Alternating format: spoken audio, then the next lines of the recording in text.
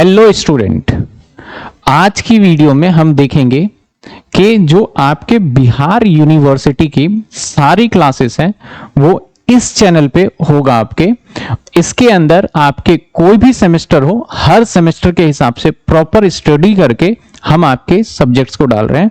तो आपको बिल्कुल टेंशन नहीं लेना कि आपका एग्जाम से रिलेटेड है या नहीं।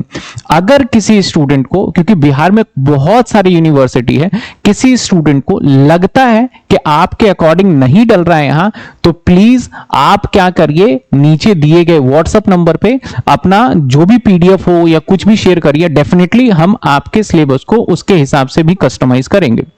अब जो इस चैनल पे मैं वीडियो अपलोड कर रहा हूं कि फॉर एग्जांपल आपका फाइनेंशियल अकाउंट है या फिर आपका कॉर्पोरेट अकाउंट है या आपका इनकम टैक्स है, उदाहरण के तौर पे लेते हैं, तो हो सकता है कि मैंने इनकम टैक्स इसी साल पढ़ाया था, तो मैं क्या करता हूं, उस वीडियो के आपके सिलेबस के हिसाब से अपलोड करता हूं। और बीच बीच में हो सकता है कि जब मैं पढ़ा रहा था लाइव क्लास में, तो कुछ दिल्ली यूनिवर्सिटी के बच्चे हो सकते हैं, कुछ असम यूनिवर्सिटी के हो सकते हैं। तो अगर मैं बीच वीडियो में ये वर्ड यूज करता हूं तो आप उसको इग्नोर करिएगा। आपको ये रहना है कि आपके अकॉर्डिंग और आपके बिल्कुल लेटेस्ट सिलेबस के अकॉर्डिंग कराया जा रहा है। तो होपफुली आप इस बात को देखेंगे और आगे कंटिन्यू वीडियो देखेंगे। तो अब आगे अपनी स्टडी स्टार्ट करिए और ज्यादा से ज्यादा मेरी आपसे रिक्वेस्ट है, ज्यादा से ज्यादा अपने दोस्तों के साथ यूनिवर्सिटी के अंदर इस वीडियो को शेयर करिए, क्योंकि अब आपको कहीं यूट्यूब पे भटकने की जरूरत नहीं है। Thank you so much.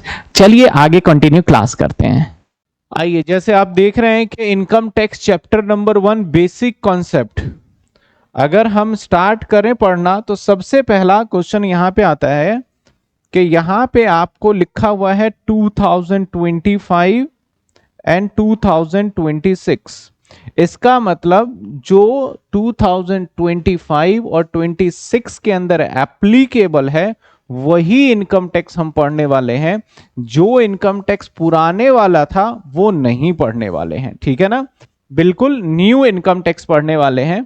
तो आइए स्टार्ट किया जाए इनकम टैक्स। तो सबसे पहले इनकम टैक्स की बात करते हैं, हम थोड़ी सी बात करते हैं, फिर हम समझते जाएंगे।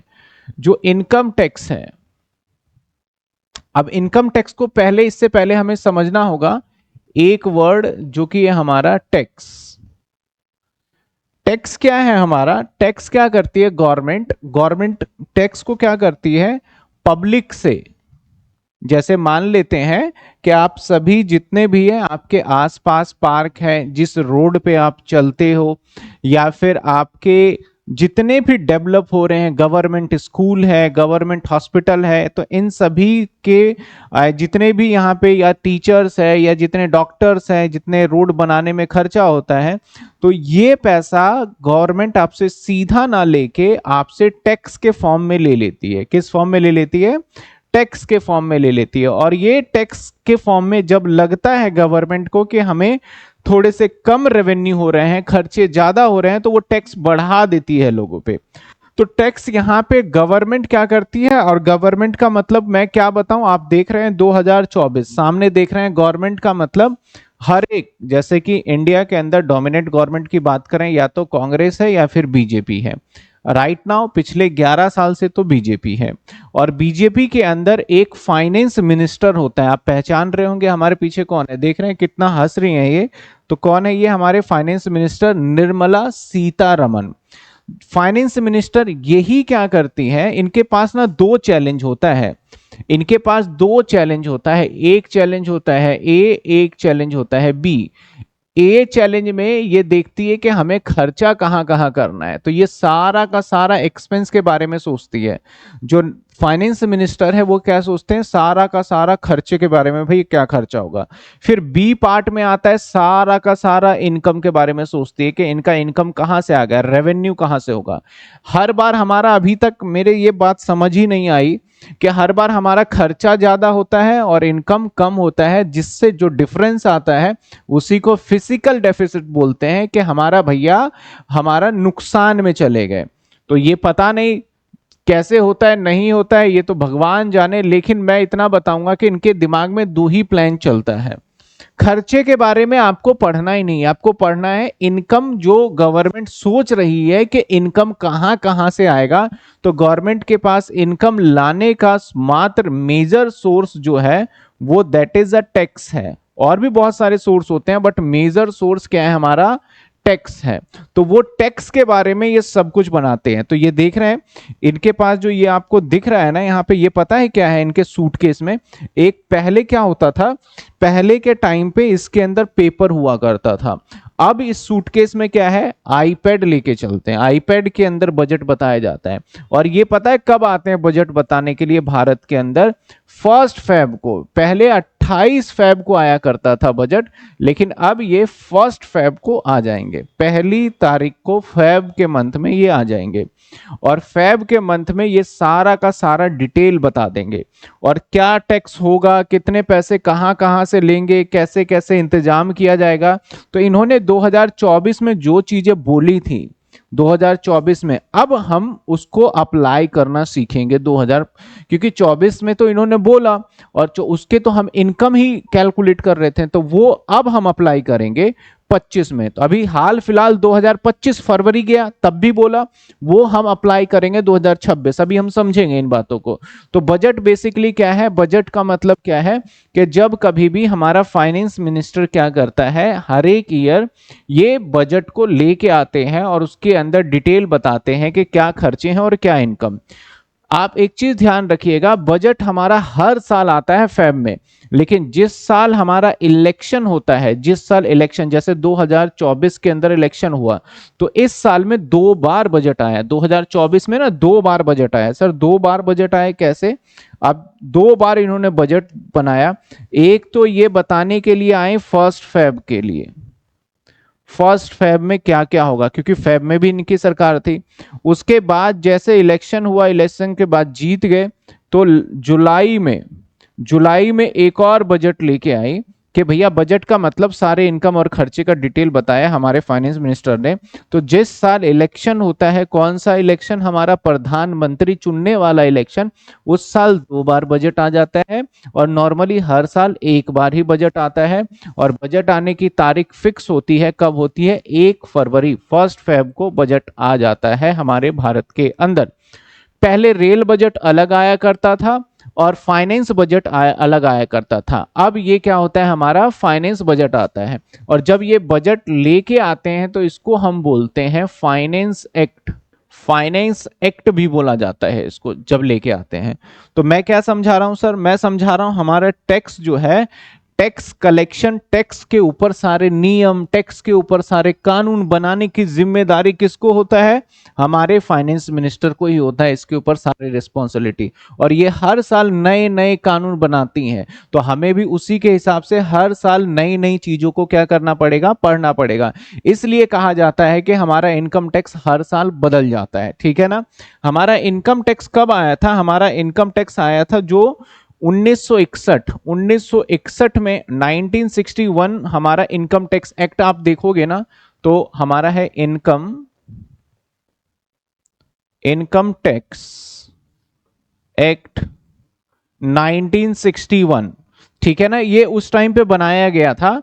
तो जैसे ही ये बना, उसके बाद ये हर बार, हर साल, तब से देखो, सोचो 1961, तब से हर साल ये चेंज होता रहता है, चेंज होता रहता है। और कब चेंज होता है, ये फेब मंथ में आके चेंज हो जाता है। चाहे थोड़ा चेंज हो, चाहे ज्यादा चेंज तो चेंज ही है। तो तब से ये चेंज हो रहा है। नाउ गवर्नमेंट ने सोचा यार इतने सारे पुराने टाइम से इसको लेके चल रहे हैं और ये है कि चेंज किए जा रहे हैं, कुछ ऐसा नियम बनाए जिसमें चेंज ना करना पड़े। तब आप लेके आए हैं वो न्यू टैक्स, जो कि हमें नहीं पढ़ना, जिसको बोला जाता है डायरेक्ट टैक्स कोड, यानी डीटीसी। अभी ये फ्रेमवर्क में है, ये आने ही वाला है। होपफुली 1-2 साल के अंदर प्रॉपर इंप्लीमेंट हो जाएगा।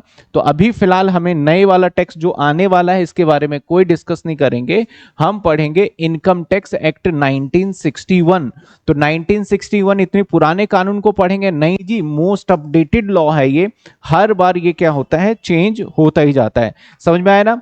तो भाई इनकम टैक्स कौन हमारा लेके आता है, या फिर टैक्स के ऊपर सारे रूल्स एंड रेगुलेशन कौन बनाता है? हमारा फाइनेंस मिनिस्टर। कब बनाता है? 1 फरवरी को। ये जब भी बनाया जाता है 1 फरवरी को।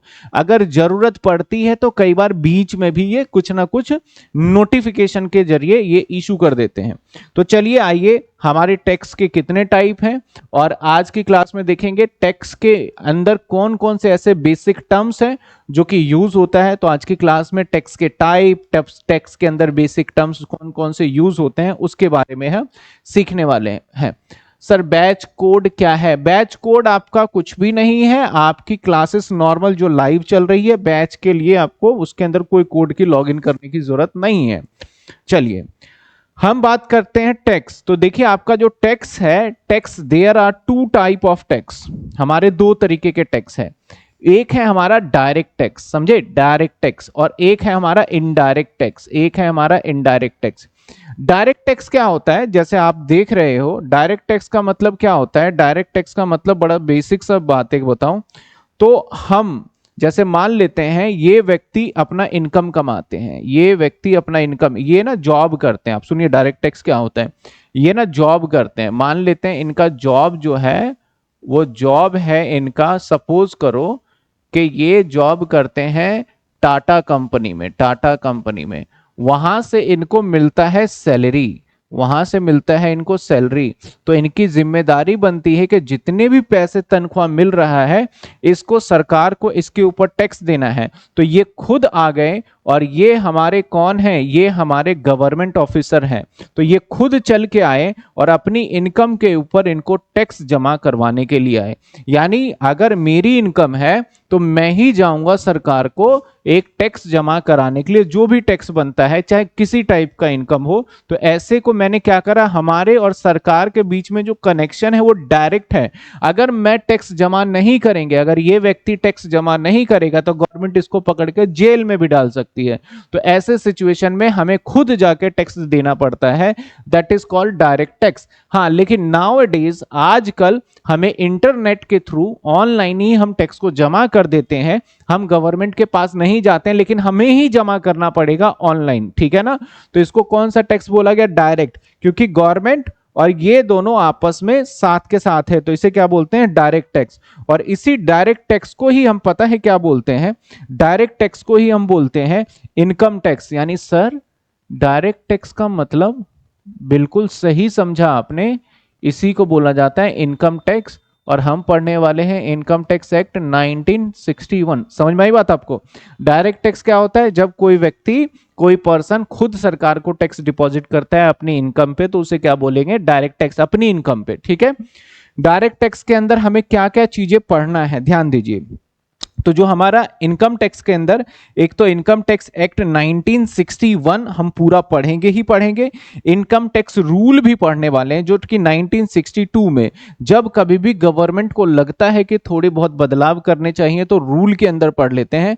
और क्या पढ़ेंगे सर? गवर्नमेंट के कुछ कुछ नोटिफिकेशन भी आ जाते हैं बीच बीच में।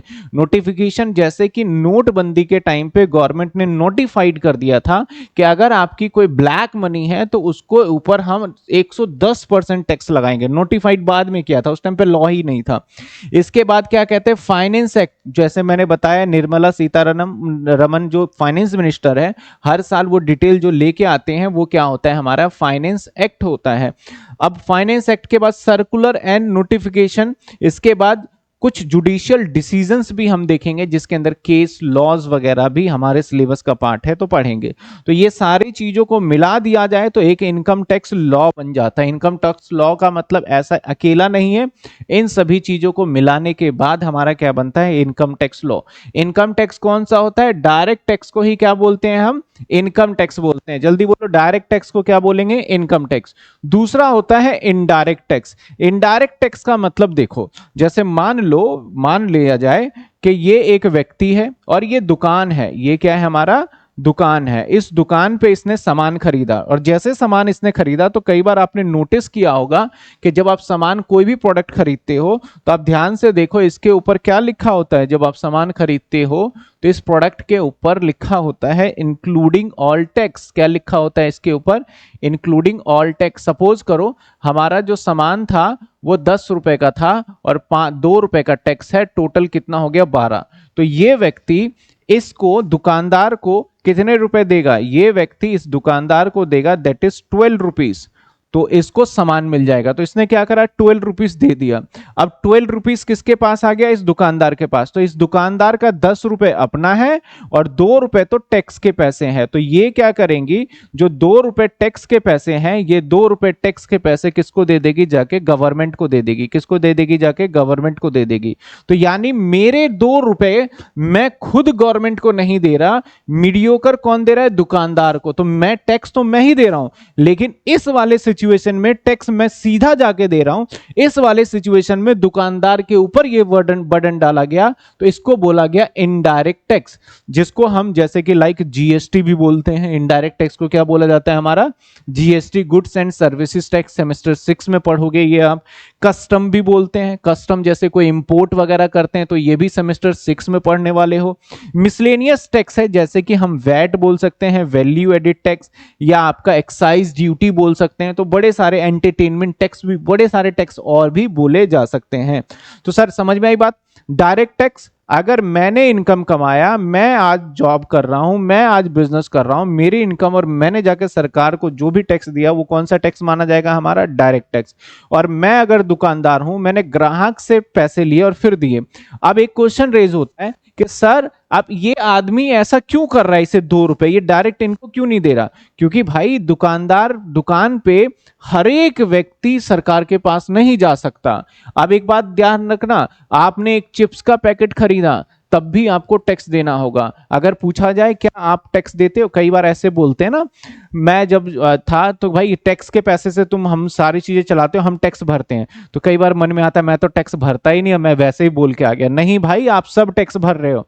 आपने अगर बात करें तो आपने जो बुक खरीदा है, बुक के ऊपर भी, वैसे तो बुक टैक्स फ्री है, लेकिन आपने जो रजिस्टर खरीदा, जो पेन खरीदा, इन सभी के ऊपर लगभग टैक्स लगता है। आप जो चिप्स खाते हो, एनीथिंग, अगर मैं सांस भी ले रहा हूं ना तो इस पे भी टैक्स लगता है। कौन सा? अगर आपने प्यूरिफाई लगा रखा है तो उसके ऊपर भी टैक्स लगेगा ही लगेगा। तो आप मंदिर में पूजा करने जाते हो तो अगरबत्ती खरीद के पूजा करने जा रहे हो, उसके अगरबत्ती के साइड में पीछे देखोगे इंक्लूसिव ऑल टैक्सेस लिखा होगा।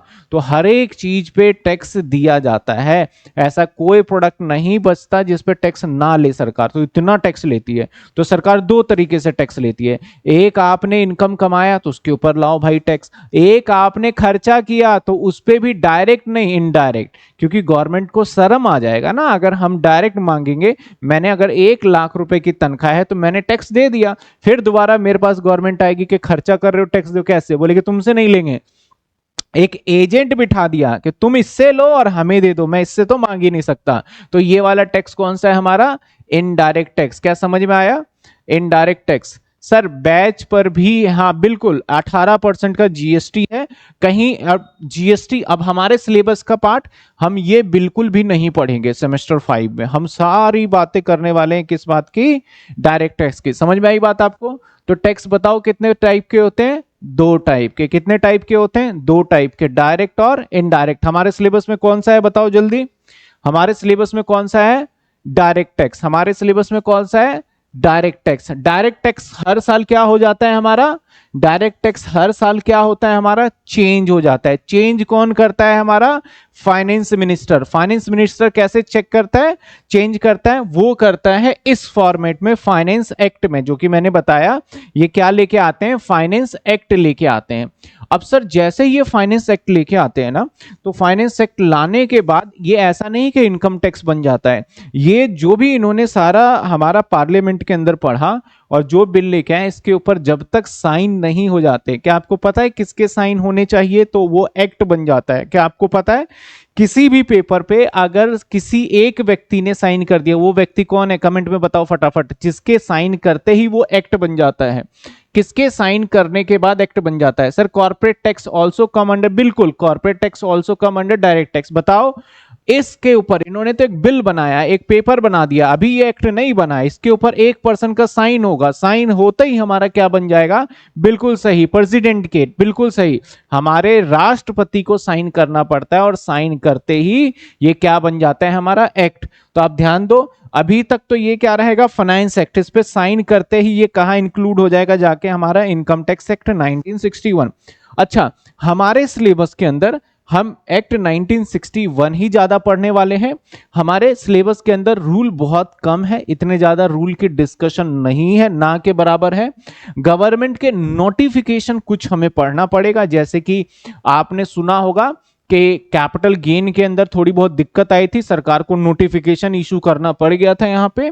इसके बाद सर्कुलर बहुत कम पढ़ने वाले, हमारे सिलेबस में इतना ज्यादा नहीं है। इसके बाद जुडिशियल डिसीजन है, कुछ केस लॉज हैं, उसी को बेंचमार्क मान के हम पढ़ने वाले हैं। सर आपने इनकम टैक्स सब्जेक्ट का सिलेबस डिस्कस कर लिया है? बिल्कुल।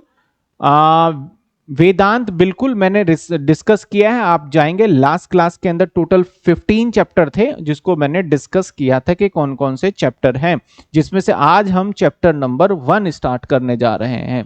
ठीक है ना? तो हम कौन सा टैक्स पढ़ने जा रहे हैं? Direct tax. और आज के बाद मैं इसको इनकम टैक्स का नाम देने वाला हूं। अच्छा, सबसे पहले हमारे लिए एकदम न्यू सब्जेक्ट है ना, क्योंकि हमें देखो कॉलेज वाले क्या करते हैं, याद ध्यान देना, जब हमारा जो कॉमर्स है, कॉमर्स पढ़ाने के लिए बोला गया भैया कॉमर्स इतना आसान मत समझो, कॉमर्स के अंदर बड़ी सारी चीजें डिटेल में होती है। तो बोला कि हम तुम्हें कॉमर्स के अंदर आप तभी परफेक्ट होगे जब सारी चीजें पढ़ोगे। तो सबसे पहले आपने अपना जीवन कॉमर्स में कब स्टार्ट किया? 11th क्लास में किया। कब स्टार्ट किया अपना लाइफ? आपने 11th क्लास में लाइफ अपना स्टार्ट किया। ओहो कॉमर्स लेते हैं, मजा आएगा मजा आएगा। तो आपको पढ़ाया गया सिर्फ और सिर्फ अकाउंट, और ये अकाउंट भी कौन सा? सोल प्रोप्राइटर का। आपको पढ़ाया गया सोल प्रोप्राइटर। उसके बाद आप आगे 12th में आ गए भाई, 12th में आगे मेहनत करेंगे, फिर आपको पढ़ाया गया, फिर से 12th क्लास में आपको पढ़ाया गया भैया क्या? फिर से अकाउंट। और ये कौन सा अकाउंट? यहां पार्टनरशिप। ओहो, फिर जैसे ही आप और आगे बढ़े और आगे बढ़े, आप आगे भैया सेमेस्टर 1 के अंदर फर्स्ट ईयर में आ गए। फर्स्ट ईयर में फिर पढ़ाया गया आपको अकाउंट्स, और कुछ अलग अलग अकाउंट्स पढ़ा दिए गए। तो यहां तीनों टाइम तक अगर आप देखोगे, आपको यहां पे मैं बात करूं, यहां से लेके यहां तक आपको लगभग इस साल में एक ही अकाउंट्स पढ़ाया गया, that is finance account, financial account. और इसका एक ही पर्पस था कि आप प्रॉफिट एंड लॉस या फिर आप बैलेंस शीट बनाओ। आप याद करो, यहां तक आपको एक ही चीज सिखाया गया। फर्क ये था अकेले व्यक्ति का, और फर्क ये था पार्टनरशिप का, इन दोनों का यहां तक सिखाया गया। लेकिन जैसे ही आप सेमेस्टर 2 में जाते हैं, सेमेस्टर 2 में बोला गया और इन्हें पढ़ाना चाहिए। फिर से सेमेस्टर 2 में आपने एडमिशन लिया, जो कि यहां पे आपने पढ़ा फिर से, लेकिन यहां था कॉर्पोरेट अकाउंट। सर ये कॉर्पोरेट अकाउंट क्या था? कॉर्पोरेट अकाउंट हमारा वो अकाउंट होता है जहां पे किसी कंपनी की अकाउंटिंग कैसे होती है ये बताया गया। यानी आपको सारे अकाउंट्स जब तक नहीं सिखाएंगे आपकी बीकॉम खत्म नहीं होने वाली। इसके बाद जैसे ही आप गए सेमेस्टर 3 के अंदर, तो सेमेस्टर 3 में भी आपका एक अकाउंट आया, अकाउंट तो नहीं कहेंगे, वो आया हमारा मैनेजमेंट करना, फाइनेंशियल मैनेजमेंट।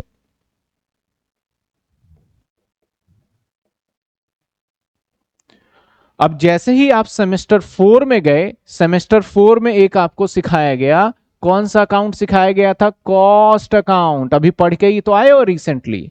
अब सेमेस्टर 5 में जो आपको सिखाया जा रहा है, दैट इज आपको सिखाया जा रहा है इनकम टैक्स। तो ये भी एक तरीके से अकाउंट्स का ब्रांच ही मान लो। मतलब अकाउंट अगर मैं एक 11th क्लास में ये सब सिखा देता ना, तो भैया यहाँ पे बच्चे जो बैठे होते हैं वो यहाँ तो होते ही नहीं, क्लास में बच्चे बिल्कुल पागल हो जाते, इतना सारा कैसे पढ़ सकते हैं। तो आपको धीरे धीरे अकाउंट्स को सिखाया जा रहा है। लास्ट आपका जीएसटी बचेगा जो कि आपको बाद में सिखा दिया जाएगा, यानी सेमेस्टर 6 के अंदर। समझ में आई बात आपको? तो हम इस तरीके से धीरे धीरे कॉमर्स को सीखते हैं।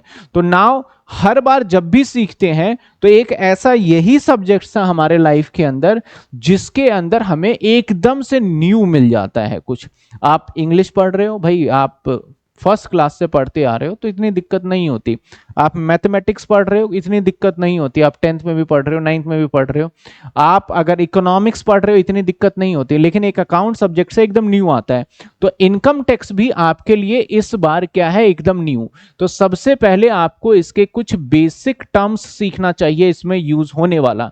जैसे कि अगर मैं बात करूं तो आपके क्लास जैसे ही मैंने स्टार्ट किया, यहां पे एक वर्ड लिखा हुआ है AY, जिसको हम बोलते हैं असेसमेंट ईयर। तो इसके भी मायने हैं। असेसमेंट ईयर क्या होता है, कई बार आपने देखा होगा AY लिखा हुआ है भाई, AY का मतलब क्या होता है, असेसमेंट ईयर होता है।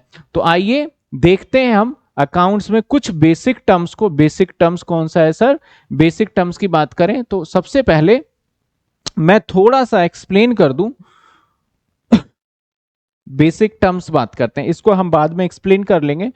कुछ बेसिक टर्म्स है। बेसिक टर्म्स में हम सबसे पहले बात करेंगे सर असेसमेंट ईयर। सबसे पहले बात करेंगे असेसमेंट ईयर, फिर हम बात करने वाले हैं प्रीवियस ईयर, फिर बात करने वाले हैं एसएससी, फिर बात करने वाले हैं हम पर्सन की बात करने वाले हैं। तो पहले आ जाइए हम बात करते हैं what is the meaning of assessment year. ये कुछ बेसिक टर्म्स आपको समझ में आ जाएगा बिल्कुल। तो सबसे पहले बात करने वाले हैं हम असेसमेंट ईयर। आइए देखिए असेसमेंट ईयर क्या होता है। आप असेसमेंट ईयर छोड़िए, पहले आप समझिए कि मैं क्या समझाना चाहता हूं। अब देखो, ये तारीख जो है, ये तारीख मैं बता दूं 1/4/2024। ठीक है, ये तारीख है 1/4/2024। ये साल कब खत्म हुआ? साल खत्म हुआ हमारा 31/3/2025। हमारा ईयर जो खत्म हुआ 31/3/2025, ये पूरा साल हो गया। अब अगर आप बिजनेसमैन हो, आप जॉब करते हो, वट एवर, आपने ये पूरे साल के ड्यूरिंग में आपने इनकम खर्चा यानी पैसे इस पूरे साल के ड्यूरिंग में कमाया। जो गवर्नमेंट है, अगर गवर्नमेंट आपसे कभी भी साल के बीच में पैसे मांगने आएगी, मान लिया जाए ऐसे कर दे गवर्नमेंट कि आपने अप्रैल में पैसे कमाया, आपकी सैलरी आई अप्रैल में और आपको इसके ऊपर टैक्स देना है, तो आप अप्रैल में भी सरकार के पास जा रहे हो। फिर ऐसे ही आपके पास मई में सैलरी आई, जॉब कर रहे हो, आप उस पर भी सरकार के पास जा रहे हो। भाई सरकार के पास क्यों जा रहे हो? टैक्स को जमा करने जा रहे हो। मई के बाद क्या हुआ आपका? जून हुआ, जून में भी सरकार के पास जा रहे हो। अप्रैल, मई, जून, जुलाई, अगस्त, सितंबर, अक्टूबर, नवंबर, हर बार सरकार के पास आप जा रहे हो क्या करने? टैक्स को जमा करने। और बिजनेसमैन को देखो, एक महीने हुआ और वो अपना बैलेंस शीट पी&एल बनाता है, फिर दूसरे महीने बैलेंस शीट पी&एल।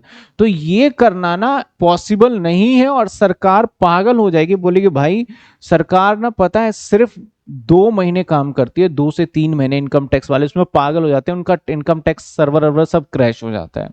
अब ये डेली डेली तो नहीं जा सकता, तो गवर्नमेंट ने बोला रुको रुको, आप ये पूरे साल जो है ना इसमें हमें टैक्स मत देना, आपको टैक्स नहीं देना इस पूरे साल में। इस पूरे साल में आप अपनी पहले इनकम अच्छे से कमा लो, इस साल में इनकम कमा लो। और इससे पहले जैसे ही ये आप देख रहे हो ना, अब ये एक पीछे साल था, इस साल को बताओ कौन सा है, इस साल को बताओ, इससे पिछला साल, इससे पिछला साल मैं सीधा सीधा ईयर लिख दूं 2023 और 2024। ठीक है, यहां फैब के मंथ में, इस साल फैब के मंथ में गवर्नमेंट ने क्या करा? रूल लेके आई कि इनकम टैक्स के ऊपर कुछ हम कानून बना रहे हैं। तो इस साल में लेके आई और ये रूल कब अप्लाई होगा? रूल अप्लाई इस साल होगा, रूल अप्लाई इस साल होगा। क्योंकि जिस साल में कानून लेके आया उस साल नहीं अप्लाई होगा, उस साल के इनकम को पहले आप कमाओगे और अगले साल वो रूल अप्लाई होगा। तो इसका मतलब सर जो ये वाला ईयर चल रहा है यहां पे आप टैक्स दोगे या नहीं दोगे, इस बार यहां पे टैक्स दोगे या नहीं दोगे? तो जवाब सर नो, हम इस साल टैक्स नहीं देने वाले। क्या ऐसा पॉसिबल हो सकता है कि आप टैक्स दोगे या नहीं दोगे? नहीं, सरकार कहती है भाई रुक जाओ, अब आपको थोड़ा अगले साल की बात करो।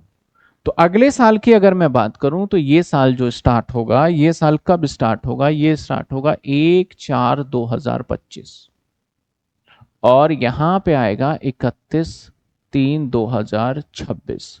बोला भाई एक काम करो आप, मैं एक सीधा साधा लॉजिक लगा रहा हूं, आप अगर इंडिविजुअल हो, इंडिविजुअल का मतलब हम जैसे, आप जैसे तनख्वाह वाले आदमी, छोटे मोटे आदमी अगर आप हो, तो आप क्या करना, 31/7/2025 तक आप टैक्स दे देना।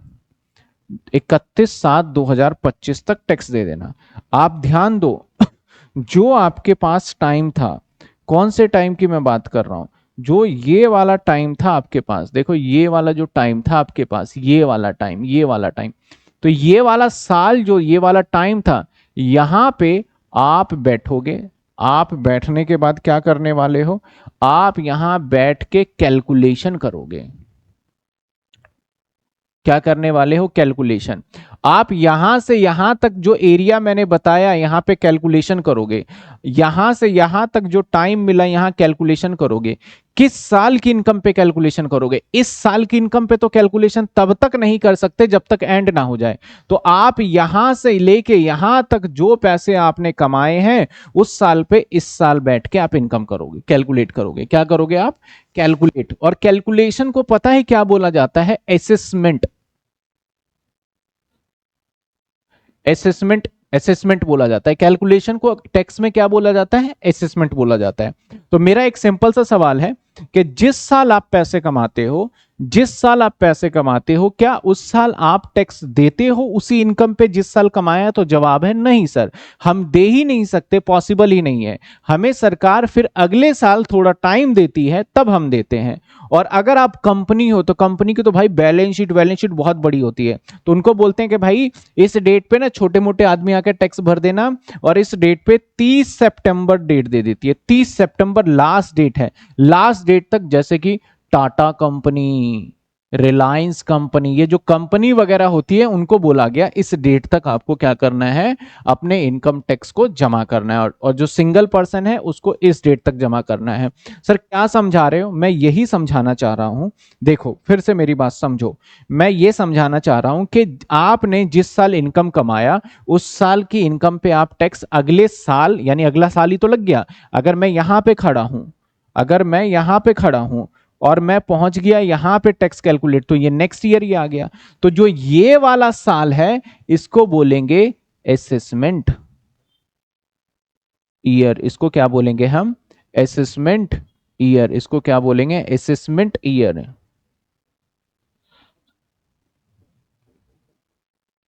ठीक है, इस साल को बोलेंगे असेसमेंट ईयर। तो असेसमेंट ईयर कौन सा साल होता है? जिस साल हम अपने इनकम की कैलकुलेशन करते हैं, जिस साल हम पीएनएल बनाते हैं, जिस साल हम बैलेंस शीट बनाते हैं, उस साल को क्या बोलेंगे हम?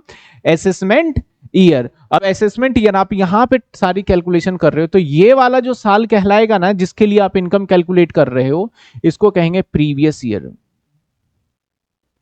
इसको क्या कहेंगे हम? Previous year. तो असेसमेंट ईयर को शॉर्ट फॉर्म में हम ए वाई कह देते हैं। A Y assessment year. Previous year को शॉर्ट फॉर्म में हम बोल देते हैं पी वाई। ठीक है, समझे बात? दोबारा समझो सर, समझ में नहीं आई तो दोबारा समझो। मान लो ये वाला साल है, आप मुझे कमेंट में बताना ये वाला साल है। मान लेते हैं, मैं सिर्फ डेट लिख रहा हूं 1/4/2024 और एंड होगा ये 31/3/2025। इस साल बैठ के आपने इनकम कमाया, इस साल बैठ के आपने इनकम कमाया, इस साल क्या करा आपने? इनकम अर्न किया, इनकम अर्न किया। क्या इस साल आप टैक्स दोगे गवर्नमेंट को? दो, मुझे जवाब देना, क्या इस साल इस वाली जो इनकम कमाया है इस पे टैक्स दोगे या नहीं दोगे? जल्दी बताओ फटाफट, इस साल आप दोगे या नहीं दोगे?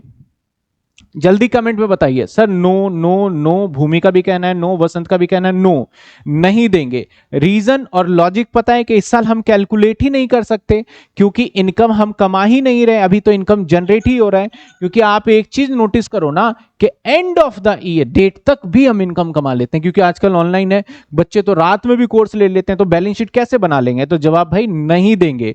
तो भैया इस साल की इनकम के लिए हम अगले साल पहुंचेंगे, हम अगले साल पहुंचेंगे, जो कि नेक्स्ट ईयर हो गया ये एक तरीके से ना, नेक्स्ट ईयर हो गया। अगर मैं इस साल खड़े हूं तो ये वाला अगला साल हमारे लिए नेक्स्ट ईयर हो गया। तो नेक्स्ट ईयर में हम बैठ के इस साल की इनकम पे कैलकुलेशन करेंगे।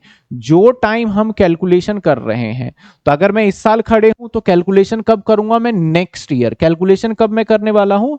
Next year. यानी अगर मैं बात करूं मेरा 24 और 25 की इनकम पे, मैं कैलकुलेशन कब करूंगा मैं? 2025 और 26 में। तो जिस साल मैं कैलकुलेशन करूंगा, यानी कैलकुलेशन को क्या बोला जाता है? इसको बोला जाता है असेसमेंट। और ये एक साल है तो इसलिए इसको क्या बोल दिया गया? Assessment year. क्या बोल दिया गया? Assessment year. तो असेसमेंट ईयर का मतलब होता है जिस साल हम टैक्स की कैलकुलेशन करते हैं उसको बोलते हैं हम असेसमेंट ईयर। और जिस साल पैसे कमाएंगे, तो कैलकुलेशन में इस साल कर रहा हूं, तो ये जो जिस साल पैसे कमा रहे हैं वो तो पिछला साल हो गया, क्योंकि मैं तो इस साल आ गया हूं। तो जिस साल मैं पैसे कमा रहा हूं वो कौन सा साल हो गया? हमारा पिछला साल। तो इसको क्या नाम देंगे हम? Previous year. इसको क्या नाम देंगे हम?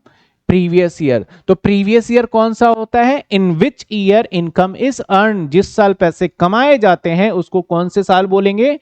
Previous year. और असेसमेंट ईयर कौन सा साल होता है? In which year income is calculated. जिस साल हम इनकम को कैलकुलेट करते हैं उसको क्या बोलते हैं हम? असेसमेंट ईयर बोलते हैं। समझ में आई बात आपको? मैंने दो चीजें समझाई, समझ में आई बात आपको? इसलिए सिर्फ इसी वजह से हमारा income tax act, income tax act 1961, इस साल ये बन गया था, ये बन गया था। लेकिन ये अप्लाई कब हुआ पता है? अप्लाई हुआ 1962 में जाके, मतलब नेक्स्ट ईयर अप्लाई हुआ। क्योंकि जिस साल बना उस साल तो अप्लाई नहीं हो सकता, अभी तो इनकम कमा ही रहे हैं। तो अप्लाई कब हुआ? उसके नेक्स्ट ईयर जाके। इसलिए हमारा जो रूल आया इनकम टैक्स का वो नेक्स्ट ईयर आया। समझ में आई बात आपको? Sir next year is equal to assessment year. बिल्कुल राइट, बिल्कुल सही, सही, बिल्कुल सही। चलिए अब एक बार हम छोटी सी डेफिनेशन पढ़ लेते हैं असेसमेंट ईयर का, तो आपको और क्लियरिटी मिल जाएगा। और ये जो असेसमेंट ईयर है ना, आपके एग्जाम में मैंने बता दिया, इस बार पेपर में आएगा क्वेश्चन, तो आएगा, आपको याद करना है। तो इस बार आपके एग्जाम के अंदर क्वेश्चन डेफिनेटली आएगा किसका? What do you mean by the assessment year और प्रीवियस ईयर। लिख लो और याद भी कर लेना। क्या कहता है? The financial year in which income earn in the previous year. जिस साल हम इनकम कमाते हैं पिछले साल में। समझ में आ रहा है? प्रीवियस ईयर, क्योंकि जिस साल पैसे कमाते हो उसको कौन सा साल बोलते हैं? Previous year. Is taxed is known as a assessment year. यानी जिस साल इनकम कमाया उसके जिस साल में टैक्स लगेगा उसको हम बोलते हैं असेसमेंट ईयर। अब कहता है assessment year mean, assessment year का मतलब क्या है? ये 12 महीने का टाइम फ्रेम होता है। आप देखो असेसमेंट ईयर जब भी होगा हमारा ये 12 महीने का हो सकता है, लेकिन प्रीवियस ईयर जरूरी नहीं है 12 महीने का हो। सर ये क्या बात कर रहे हो? प्रीवियस ईयर हो सकता है मैंने बिजनेस यहां स्टार्ट किया हो सकता है मैंने 1 मार्च को बिजनेस स्टार्ट किया, तो प्रीवियस ईयर तो 30 दिन 31 दिन का ही हुआ। लेकिन असेसमेंट ईयर तो अगला साल है, तो ये ऑलवेज कितने महीने का होगा हमारा? 12 महीने का होगा। जो कि स्टार्ट कहां से होता है? 1 अप्रैल से होता है। एंड कहां पे होता है हमारा? 31 मार्च को होता है। कब? नेक्स्ट ईयर का। For instance the assessment year 2025-26 which are commences from 1 April 2025 और खत्म कब होगा? 31 March 2026। Income of previous year and assessment tax during the next following year. मतलब घुमा फिरा के वही बात बोल दिया कि भाई जिस साल इनकम कमाया उससे अगले साल जिस साल कैलकुलेट कर रहे हैं उसी को असेसमेंट ईयर कहते हैं। और असेसमेंट ईयर कितने महीने का होता है जी? 12 महीने का होता है, जो कि 1 अप्रैल को शुरू होता है और 31 मार्च को खत्म हो जाता है। असेसमेंट ईयर एट द आपका rate prescribe by the relevant finance act. और असेसमेंट ईयर में कौन से कानून और रूल बनेगा, जिस साल का फाइनेंस एक्ट है उसके अकॉर्डिंग डिसाइड होता है। यानी अभी फरवरी 25 में, याद करना, मैं ध्यान देना, फैब 25 गया 2025, इसमें बजट आया, तो क्या इस साल की इनकम पे जो हमारा 24-25 की इनकम पे अप्लाई होगा? तो जवाब नहीं, वो अगले साल अप्लाई होगा। तो एक ना बड़ा बहुत ज्यादा मैंने देखा, मेट्रो पे भी जा रहा था, गवर्नमेंट को ऐसा करना नहीं चाहिए। अब पता नहीं ये पब्लिसिटी पे इतना खर्चा करती है, इससे अच्छा और कहीं खर्च करे तो ज्यादा बेटर है। मेरा तो यही मानना है कि लॉन्ग रन में सस्टेनेबल वही होता है जो कि अच्छा होता है, बेकार चीजें तो समय के साथ उड़ जाती है। तो लगाया था कि 12 लाख रुपए तक सरकार को अब मतलब जो है किसी को टैक्स नहीं देना होगा, 12 लाख की इनकम तक टैक्स फ्री। तो ये कब बोला? ये फैब 2025 में बोला। तो फैब 2025 यानी फैब 2025, तो इस साल तो ये अप्लाई नहीं होगा और ये साल खत्म होगा 2026 में। तो यानी इस साल की इनकम कमाएंगे और इसकी कैलकुलेशन कब सीखेंगे हम? 26 और 27 में। तो भाई इस साल जो हम टैक्स सीखेंगे उसमें 12 लाख वाला वो वाला जो सीखा ये अभी नहीं पढ़ा जाएगा, नेक्स्ट ईयर जो स्टूडेंट आएंगे मैं उनको पढ़ाऊंगा। आप वैसे ही समझ जाओगे कि वो क्या कहने वाले थे, ठीक है ना? तो ये है हमारा असेसमेंट ईयर। इसके बाद आइए प्रीवियस ईयर। प्रीवियस ईयर क्या होता है मैंने अभी बताया। प्रीवियस ईयर क्या होता है आप बताओ? ये साल पैसा कमाया और इस साल कैलकुलेट कर रहा हूं, ये वाला साल मैं कैलकुलेट कर रहा हूं इनकम, और इस वाले साल मैंने पैसे कमाया, अर्न किया। तो इस साल जो मैंने पैसे कमाया है उसको कौन सा ईयर बोलेंगे? पी वाई बोलूंगा। P Y stand for previous year. ठीक है सर, देख लेते हैं डेफिनेशन। कहता है प्रीवियस ईयर का मतलब कहता है the financial year in which income is earn, जिस साल पैसे कमाया गया, नोन एज प्रीवियस ईयर, उसको प्रीवियस ईयर बोल देते हैं। It is 12 month period commencing from 1 April ending from 31 March of next. इसमें थोड़ा सा और पार्ट ऐड करना चाहूंगा। इट इज 12 मंथ और यहां से लेस देन 12 मंथ। ये 12 मंथ भी हो सकता है और 12 मंथ से कम भी हो सकता है। जैसे एग्जाम्पल, सर ये हमारा साल है 1/4/2024 और खत्म हो रहा है 31/3/2025। मैंने अपना बिजनेस स्टार्ट किया 1 जनवरी 1/1/2025 में। तो मैं जो अपनी इनकम कमाऊंगा वो तो मैं यहीं से यहीं तक कमाऊंगा। तो मेरी इनकम कमाने की मंथ कितने हो गए? मेरे इनकम कमाने के मंथ हो गए 3 मंथ। और नाउ इसके ऊपर मैं टैक्स अब देने वाला हूं। इस साल मैं कैलकुलेशन करूंगा तो इस 3 महीने की कैलकुलेशन यहां करूंगा। तो ये वाला साल तो हो गया असेसमेंट ईयर। तो असेसमेंट तो ईयर हो गया हमारे 12 महीने का, लेकिन जो प्रीवियस ईयर है वो कितने महीने का हो गया हमारा?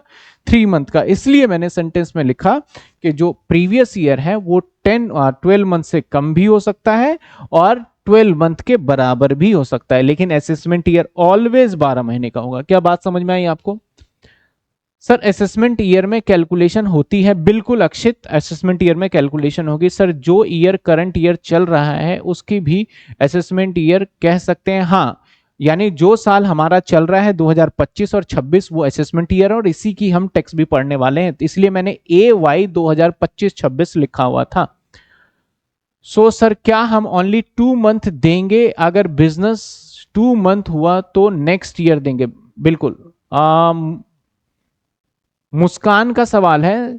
सो सर यहां हम ओनली 2 मंथ का देंगे अगर बिजनेस भी 2 मंथ हुआ है। हाँ बिल्कुल, अगर 2 महीने का या 3 महीने का हुआ तो 3 महीने देंगे, शायद जहां तक मैं समझ पा रहा हूं। अपने कमेंट में यही लिखा कि यहां तक आपका होगा। क्या आपको बात समझ में आई?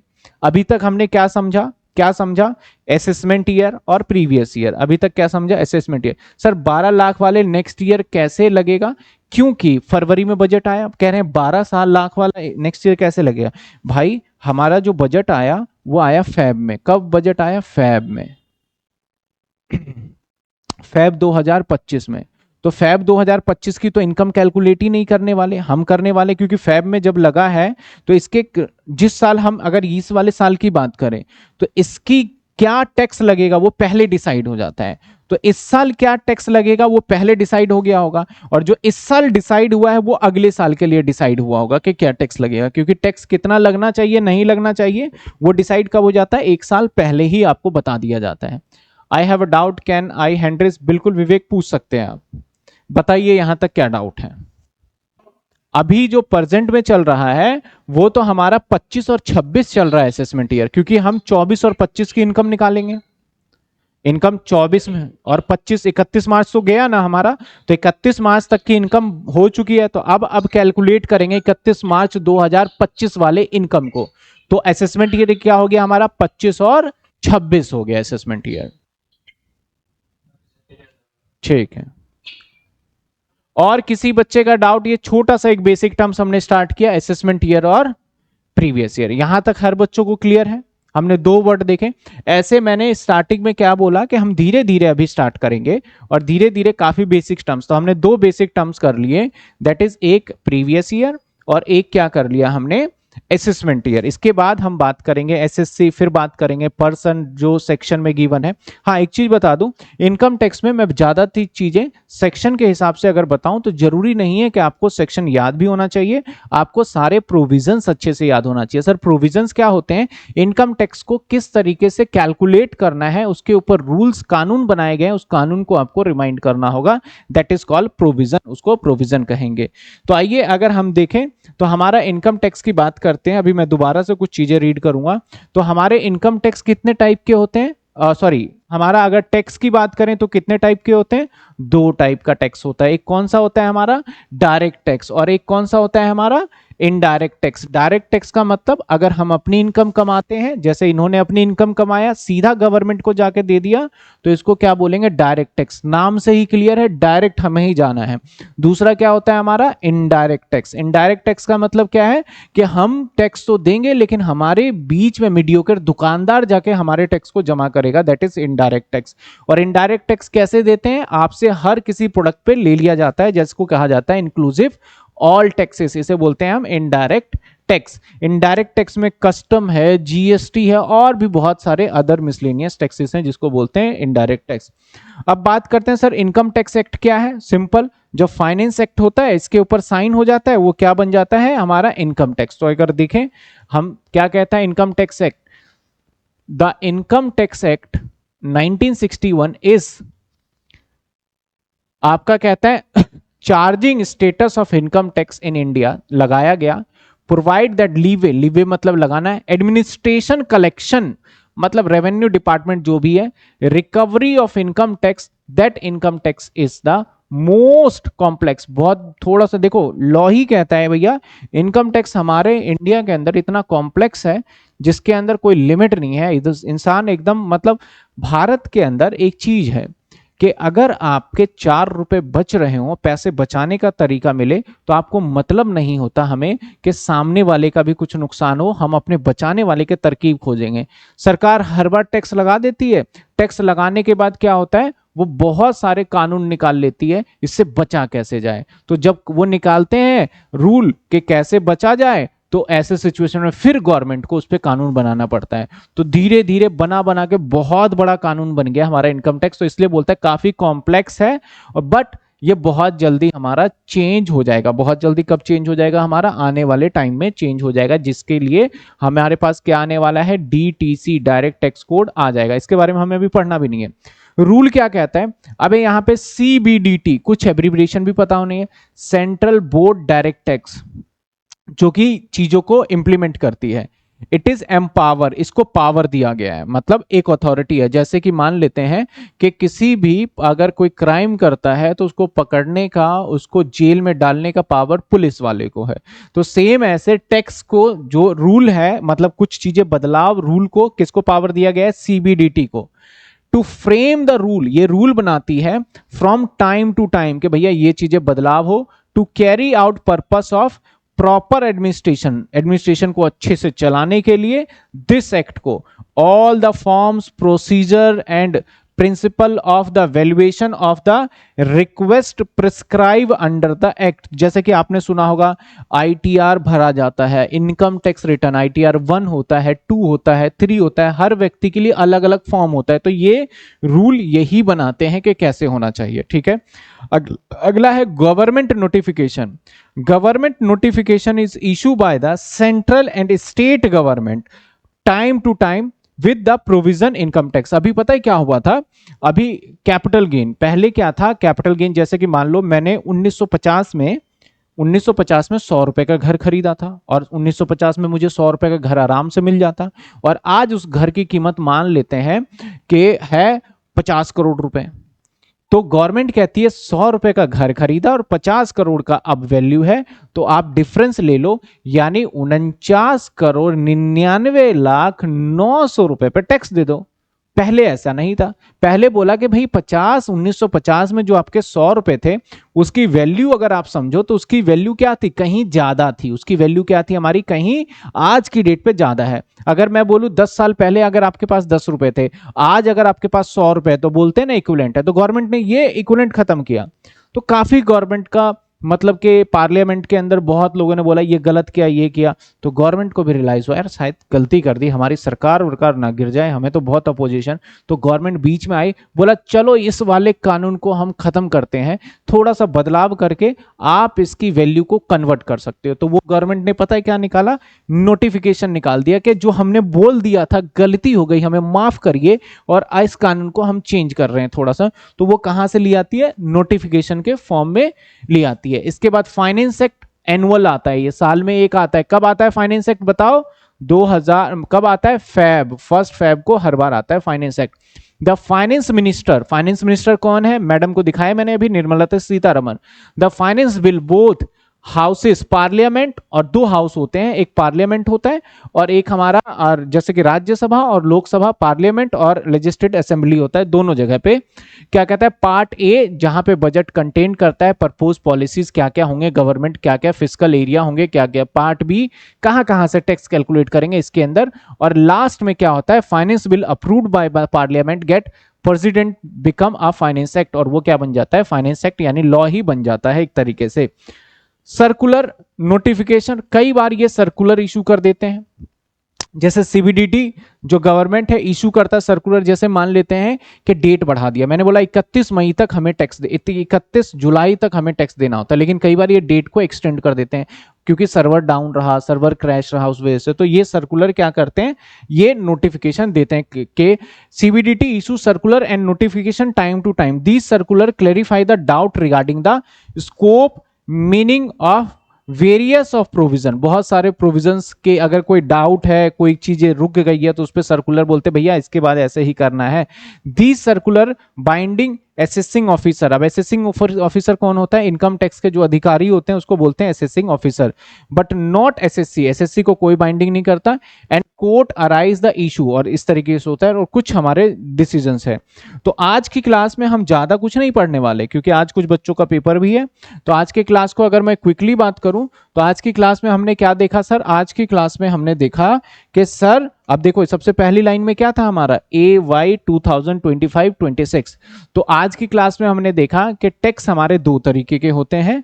टैक्स को कौन लेके आता है, अगर मैं बात करूं तो टैक्स के लाने की जिम्मेदारी किसकी है, हमारे फाइनेंस मिनिस्टर लेके आते हैं। और वो कब लेके आते हैं, फेब के मंथ में लेके आते हैं। कौन से फेब, हर फर्स्ट फेब को लेके आते हैं, हर साल को, हर साल के जो फेब में लेके आते हैं। लेकिन जिस साल इलेक्शंस होते हैं उस साल में 2 बार बजट आता है, एक फेब में और एक इलेक्शन के रिजल्ट आने के बाद फिर से क्या आता है, हमारा बजट आ जाता है। उसको क्या बोलते हैं, फाइनेंस एक्ट बोलते हैं। राष्ट्रपति साइन कर देता है और वो क्या बन जाता है, हमारा फाइनेंस एक्ट बन जाता है, ठीक है ना।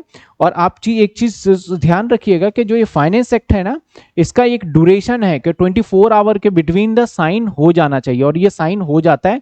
इसके अंदर कोई अपोजिशन वगैरह कुछ नहीं होता, ये बजट मान लो बस पास होना ही होना होता है।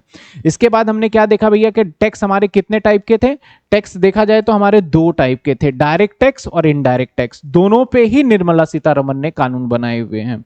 तो डायरेक्ट टैक्स और इनडायरेक्ट टैक्स, इनडायरेक्ट टैक्स वो है जिसपे हम टैक्स तो देते हैं लेकिन डायरेक्ट गवर्नमेंट को नहीं देते, पहले मीडियोकर दुकानदार को टैक्स देते हैं, उसके बाद वो पैसा जाता है दुकानदार लेके गवर्नमेंट पे। तो ये हो गया इनडायरेक्ट। डायरेक्ट टैक्स में क्या करते हैं, हम खुद गवर्नमेंट के पास जाकर टैक्स दे देते हैं, इसको क्या बोलते हैं, डायरेक्ट टैक्स बोल देते हैं। इसके बाद हम बात करें इनकम टैक्स के अंदर, तो इनकम टैक्स के अंदर हमें कुछ बेसिक टर्म्स था, जिसमें से सबसे पहले क्या था, असेसमेंट ईयर। तो असेसमेंट ईयर कौन सा ईयर होता है, जिस साल हम टैक्स की कैलकुलेशन करते हैं उसको हम क्या कहते हैं, असेसमेंट ईयर। कितने टाइम का होता है असेसमेंट ईयर, 12 महीने का हमारा क्या होता है, असेसमेंट ईयर होता है हमेशा, और ये प्रीवियस ईयर के बाद होता है हमारा असेसमेंट ईयर।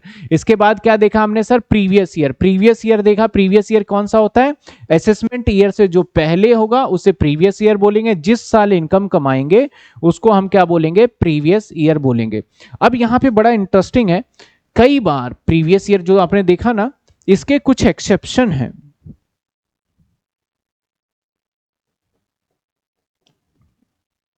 इसके कुछ एक्सेप्शन हैं।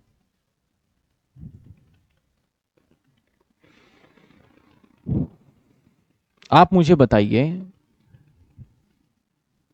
आपके सामने एक टाइम लिख रहा हूं मैं,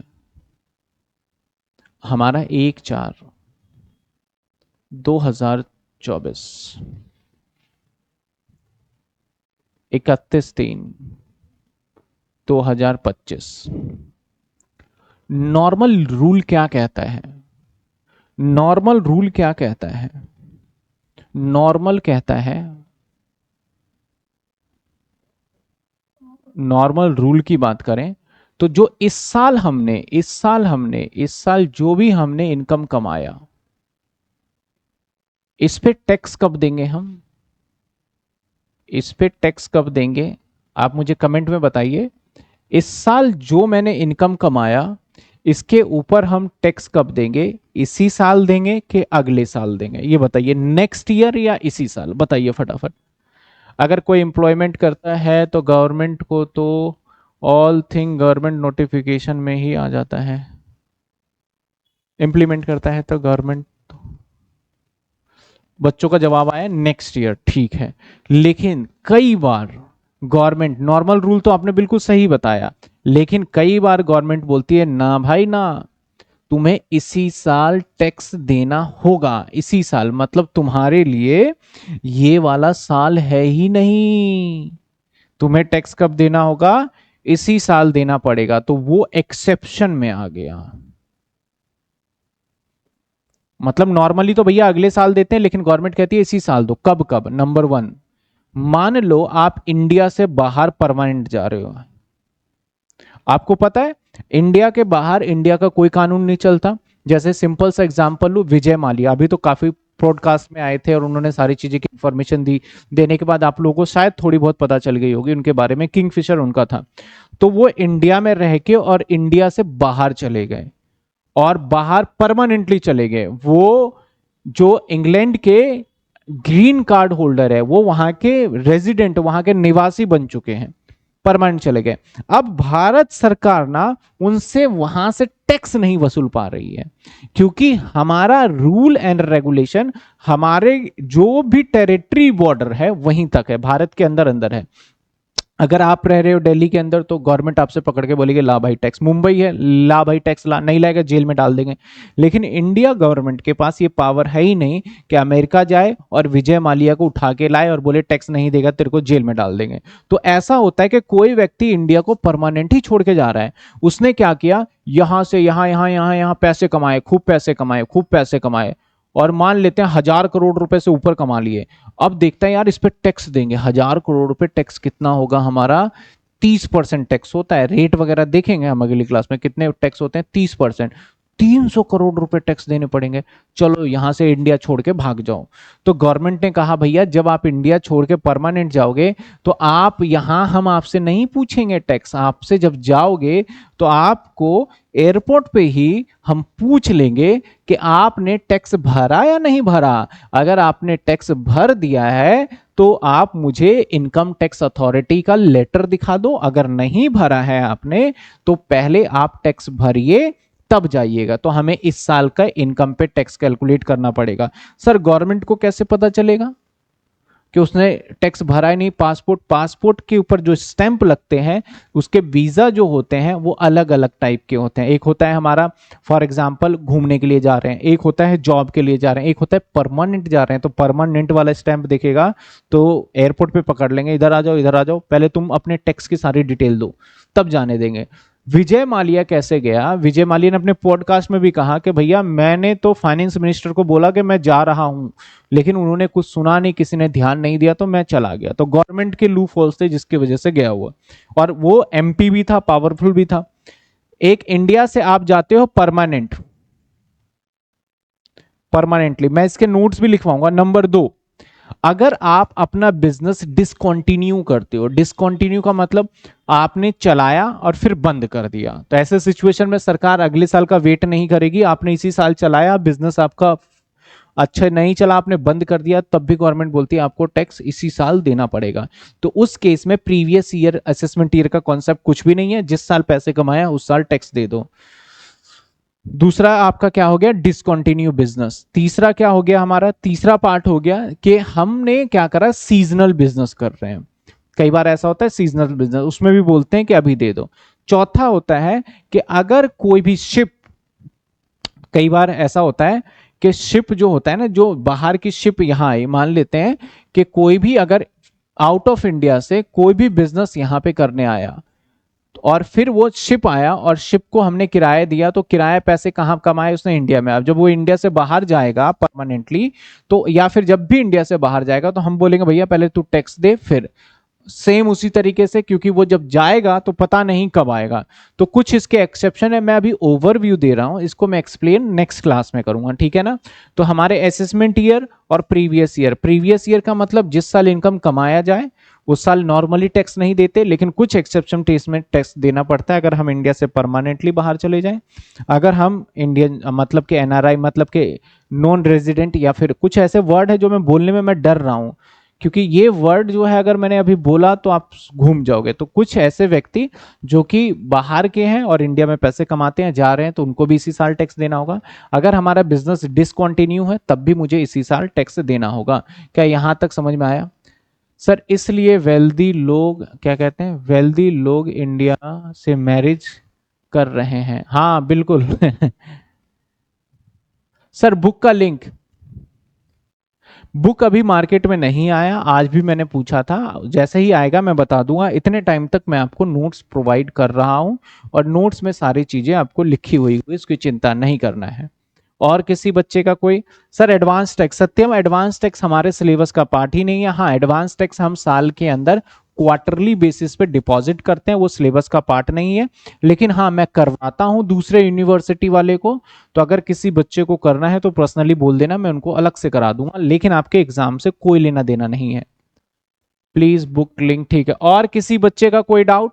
तो होपफुली अभी हम धीरे धीरे इस न्यू सब्जेक्ट्स के अंदर आगे बढ़ेंगे, तो जैसे हमें बेसिक्स कुछ कुछ टर्म्स क्लियर हो जाएंगी तो हम जाके इस चैप्टर को रैपिडली थोड़ा सा आगे फास्ट लेके चलेंगे, ठीक है ना। मैनेजमेंट अकाउंट की बुक लास्ट ईयर वाली बाय कर सकते हैं विवेक, बिल्कुल कर सकते हो, उसमें कोई चेंजेस नहीं है, आप कर सकते हो। लास्ट क्या, लास्ट टू लास्ट ईयर वाला भी चलेगा।